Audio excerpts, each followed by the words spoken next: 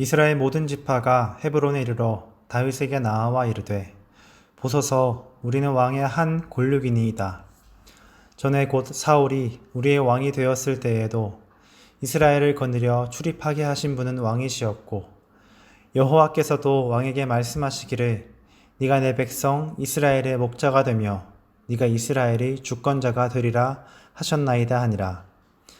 이에 이스라엘 모든 장로가 헤브론에 이르러 왕에게 나아오매, 다윗 왕이 헤브론에서 여호와 앞에 그들과 언약을 맺음에 그들이 다윗에게 기름을 부어 이스라엘 왕으로 삼으니라.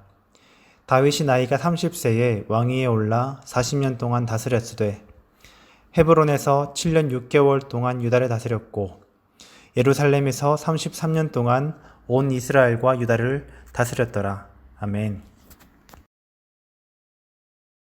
주님의 이름으로 여러분에게 평화의 인사를 드립니다. 오늘은 종교개혁 기념주일입니다. 마틴 루터의 종교개혁은 95개조 논조, 95개조 반박문이라는 것에서부터 시작이 되었습니다. 95개조의 반박문, 95개조의 논제의 주요 주제는 면죄부였습니다. 면죄부는 이미 이전부터 있었지만 그것이 문제가 되고 사회 문제가 되고 종교개혁의 빌미가 된 것은 교황 레오 10세 때였습니다. 베드로 성당을 짓고 있었는데요. 베드로 성당을 크게 짓다 보니까 그 돈이 부족했습니다. 그래서 그 부족한 돈을 마련하는 방편으로 대주교의 지위를 돈을 받고 팔기도 했고요. 면죄부를 확대해서 팔기도 했습니다. 대주교나 주교의 자리를 돈을 받고 팔게 되다 보니까 거기에서도 문제가 생기기 시작을 했습니다. 어떤 문제였냐면요. 마인츠의 대주교였던 알브레히트 대주교가 대표적인 사람입니다. 이 사람은 대주교가 되기 위해서 교황청에 많은 돈을 지불했습니다.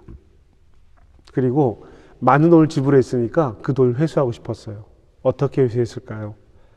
면죄부를 팔면서 거기에 돈을 덧붙여 받았던 것입니다. 교황청에 지불했던 돈을 다시 모이기 위해서 도미니크의 수도사였던 테첼을 시켜서 면죄부를 더 많이 팔게 했습니다. 테첼과 면죄부 판매원들은 면죄부가 자신의 죄에 대해서만 효과가 있는 것이 아니라 부모, 형제, 가족의 죄까지 또 친척의 영혼에게까지 영향을 미친다고 구원을 받을 수 있다고 면죄부를 팔기 시작을 했습니다. 죽은 사람마저도 말이죠. 마틴 루터는 이런 형태에 대해서, 이런 행태에 대해서 95개조 논제를 써서 비텐베르그 대학교의 문에 게시했던 것입니다. 면죄부의 판매와 속죄, 참회, 면죄부 판매원들의 설계에 대한 문제점, 이런 것들을 이 95개의 논제에 담아서 이야기했던 것입니다. 이 문제 제기 때문에 종교개혁이 시작이 된 것입니다. 종교개혁은 이제 카톨릭과의 구별점들을 갖게 되게 되는데요. 설교라든지 유아 세례, 성도들이 성찬을 받을 때 지금처럼 떡과 포도주를 함께 받을 수 있게 된 것들도 모두 종교개혁의 결과물들입니다. 그리고 무엇보다 중요한 것은 성경을 독일어로 번역했다라는 것입니다. 종교개혁의 출발점은 면죄부라고 하는 돈과 구원에 관련된 문제였는데 종교개혁의 결과, 출발점에서부터 출발한 그 종교개혁의 결과는 죄에 대한 문제, 두려움에 대한 문제를 이용해서 돈을 벌어들인 것에 대한 문제 제기, 결과, 죄와 두려움의 문제가 아니라 그 문제 자체를 알게 하는 말씀 선포와 말씀으로 이어지게 되었다라는 거예요. 두려움에 떨고 있던 사람들에게, 죄에서 구원받으려고 노력했던 사람들에게 여러분이 바라보고 있는 그 관점, 그리고 그것을 이야기하고 있는 사람들의 잘못된 점, 이 모든 것들을 볼 수 있는 시야와 안목을 열어줬다라는 거예요. 무엇을 통해서? 하나님의 말씀을 통해서 그렇게 되었다라고 하는 것입니다. 종교개혁의 가장 중요한 의의이자 결과는 말씀이 우리에게로 왔다라는 겁니다. 그리고 우리는 그 말씀을 통해서 우리의 삶을 스스로 돌아보게 되었다라고 하는 것이죠. 결국 문제는 원인을 해결해야 하는 것이었습니다. 면죄부, 죄에 대한 두려움이 아니라 죄 자체를 들여다볼 수 있게 하는 것, 죄 자체를 들여다봐야만 한다라는 것이었습니다. 무엇을 통해서요? 말씀을 통해서 우리는 그렇게 할 수 있다라고 하는 것이죠. 디모데후서 3장 16절에서 17절에 있는 말씀입니다. 모든 성경은 하나님의 감동으로 된 것으로 교훈과 책망과 바르게 함과 의로 교육하기에 유익하니 이는 하나님의 사람으로 온전하게 하며 모든 선한 일을 행할 능력을 갖추게 하려 함이라. 아멘. 그리스도 안에서 거룩하게 살기 위해서 우리는 배우고 확신한 일에 거해야 합니다. 우리가 배우고 확신한 일에 거하기 위해서는 말씀, 즉 성경을 알아야 한다는 것입니다. 성경은 하나님의 감동으로 기록된 것입니다. 그리고 그 말씀, 하나님의 감동으로 기록된 말씀은 하나님의 사람을 온전하게 한다는 거예요. 이것이 말씀의 힘입니다. 하나님의 사람이 말씀으로 온전해져 가는 거예요. 하나님의 사람은 말씀 위에 다른 것으로 온전해져 갈 수 없다라는 것과 같은 의미이기도 합니다. 종교개혁의 결과로 말씀이 일부 사람들이 보고 일부 사람들이 이야기할 수 있는 것이 아니라 그리스도인들 모두의 손에 들려지게 되었다라는 것, 이것이 하나님의 뜻입니다. 왜요?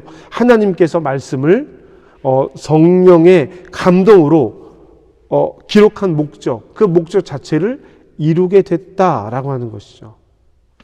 하나님의 말씀을 통해서 하나님은 모두에게 자신의 뜻을 말씀하시고 계신 것입니다. 그리스도인인 우리가 하나님 말씀 안에 있어야 하는 이유이죠. 말씀을 보고 읽고 익혀야 하나님의 뜻을 알 수 있다라는 것입니다.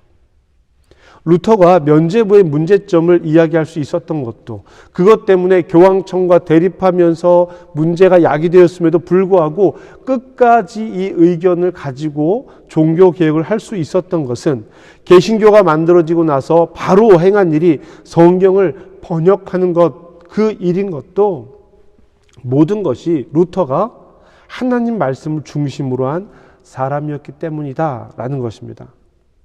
오늘 우리는 어떤 삶을 선택하고 있습니까? 오늘 우리가 선택하는 삶의 가장 중요한 바탕은 무엇입니까? 우리는 어떤 사람입니까? 우리 교회는 어떤 교회입니까? 이 모든 것을 판단해 보는 가장 중요한 잣대가 성경입니다. 하나님의 말씀을 듣는 것은 신앙의 가장 기본적인 것입니다. 하나님 말씀을 듣는 것을 빼고 하나님의 뜻을 따른다라는 것은 말도 안 되는 일입니다. 있을 수 없는 일, 불가능한 일이라는 것이에요. 하나님의 말씀을 듣는다는 것은 이렇게 중요한 일입니다. 지난주 말씀에서 다윗이 40년 광야 생활을 할 수 있었던 힘은 골리앗의 갑주와 골리앗을 보지 않고 하나님을 보는 것이라고 말씀을 드렸습니다. 거기에 더불어 요나단의 사랑과 우정이 있었기 때문이라고 말씀을 드렸죠. 우선 바로 잡아야 할 것은 40년은 다윗 왕이 왕으로 7일을 한 기간이지 광야에서 쫓겨다녔던 시간이 아니라는 것입니다. 다윗이 광야에서 쫓겨다닌 시간은 길게는 15년, 짧게는 10년 정도의 시간으로 볼 수 있는데 제가 다윗의 7일 기간과 이 기간을 혼동해서 여러분들에게 지난주에 말씀을 드렸습니다. 우선 이 부분을 바로 잡겠습니다. 루터가 하나님의 말씀을 중심으로 종교개혁을 이끌어갔다라고 말씀드렸죠. 다윗 역시 하나님의 말씀을 중심으로 잡고 살았던 사람이었습니다. 골리앗에게 눌리지 않았고 요나단의 사랑과 우정이 그에게 힘을 주었지만 무엇보다 그 일이 가능했었던 것이 하나님의 말씀이었다라고 하는 것이죠. 사무엘하 2장 1절에 이렇게 기록이 되어져 있습니다. 그 후에 다윗이 여호와께 여쭈어 아뢰되 내가 유다 한 성읍으로 올라가리이까 여호와께서 이르시되 올라가라. 다윗이 아뢰되 어디로 가리이까 이르시되 헤브론으로 갈지니라. 아멘. 사울이 죽고 요나단이 죽고 나서 사울과 요나단을 추모한 후에 다윗이 이스라엘의 왕이 되는 장면이 사무엘하 2장 1절에 기록이 되어져 있습니다. 그런데 이 왕이 되는 첫 번째 과정이 무엇이냐면 하나님께 묻는 거였어요. 하나님, 내가 올라갈까요? 올라가라. 그러면 어디로 올라가야 되겠습니까? 헤브론으로 올라가라. 네, 알겠습니다. 이 말을 다시 말하면 하나님의 말씀을 듣고서야 다윗이 움직였다라는 것입니다. 하나님이 기름 부은 사울, 하나님이 기름 부었기 때문에 본인의 손으로 직접 치리하지 않겠다라는 것, 이 억지스러운 고집도 다윗이 하나님을 경외하는 모습 중에 하나입니다.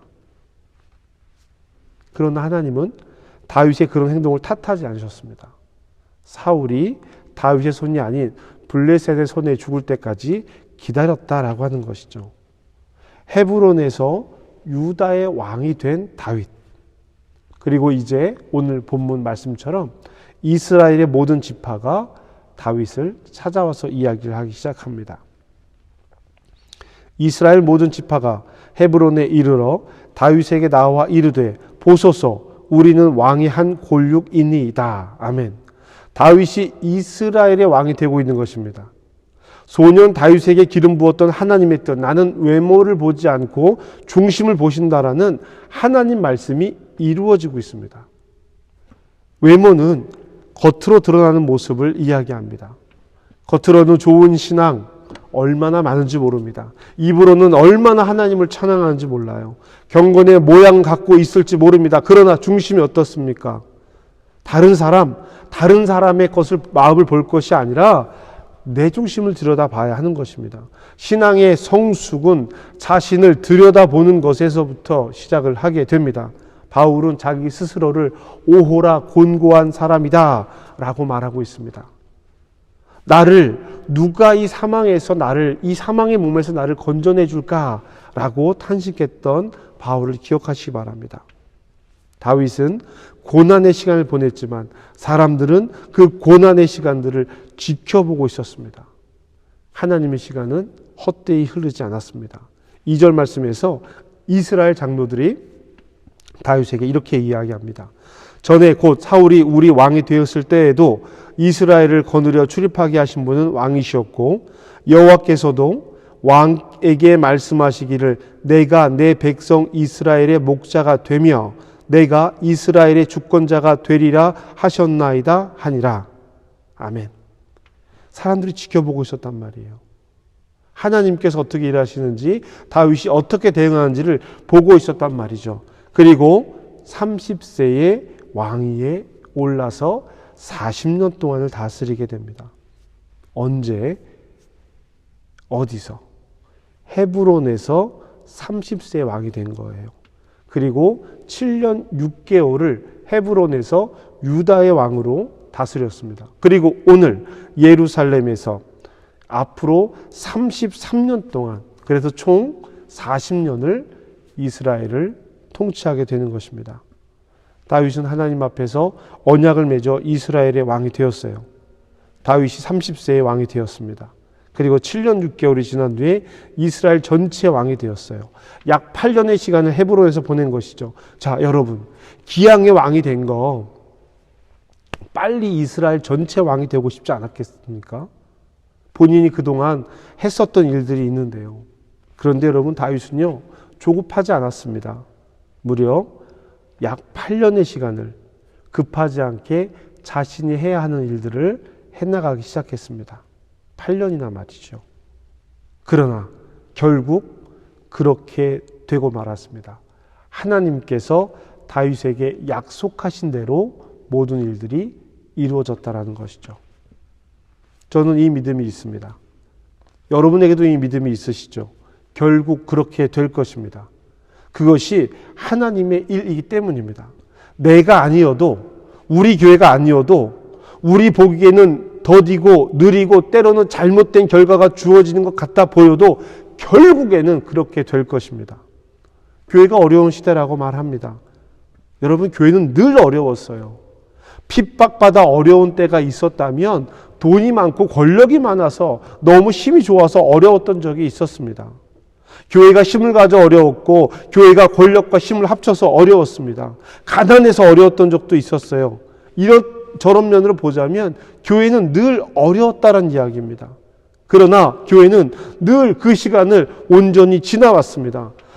저와 여러분은 오늘 그 시간을 함께 보내고 있는 것입니다. 어려움을 볼 것이 아니라 하나님의 말씀을 통해서 하나님의 뜻을 따라 살아가는 삶을 들여다보면 되는 것입니다. 종교개혁은 작은 문제 제기로 시작이 되었습니다. 그리고 커다란 물결을 만들어냈어요. 물론 면죄부의 문제를 제기하는 일이 작은 일은 아니었습니다. 하지만 종교개혁 자체를 놓고 보자면 작은 일이라고 볼 수 있겠죠. 하지만 면죄부는 커다란 일이었습니다. 그러니 교황청에서 그렇게 반응했겠지요. 그 작은 틈이, 면죄부라는 틈이 결국 종교개혁을 이루어낸 것입니다. 작지만 중요한 것들이 있습니다. 그것을 찾아내야 합니다. 우리 삶에 작지만 그것을 통해서 커다란 물결을 만들어낼 만한 것들이 있다라는 이야기입니다. 지금 저와 여러분의 작은 결단이 우리 삶의 결과를 바꿀 중요한 일이 될 것입니다. 그것이 하나님께서 사용하신 방법이고 하나님께서 말씀하시는 중심이라는 것이죠. 우리는 결국 그렇게 될 것입니다. 하나님의 뜻이 그렇습니다. 그러니 우리는 우리가 가야 할 길, 우리가 살아야 할 삶, 그리고 우리가 선택해야 하는 삶을 결단해야 합니다. 그런 삶을 결단하시기를 주님의 이름으로 부탁드립니다. 이 정도는 괜찮을 거야 라고 생각하는 거기가 바로 그 부분이 시작입니다. 오늘 종교개혁 기념주의를 맞아서 새롭게 우리의 삶을 돌아보시는 그런 시간이 되시기를 주님의 이름으로 부탁드립니다. 결국 그렇게 될 것입니다. 다윗이 이스라엘의 왕이 되었던 것처럼, 마틴 루터가 종교개혁을 이루어냈던 것처럼 우리의 삶은 결국 하나님 안에 있게 될 것입니다. 저와 여러분의 삶이 되시기를 주님의 이름으로 축복합니다. 우리 함께 결단의 기도를 드립시다. 깨달음을 가지고 우리의 삶을 결단하시기를 바랍니다. 그릇된 힘에 휘둘리지 말고 참된 힘으로 이겨나가야 할 것입니다. 기도하시겠습니다.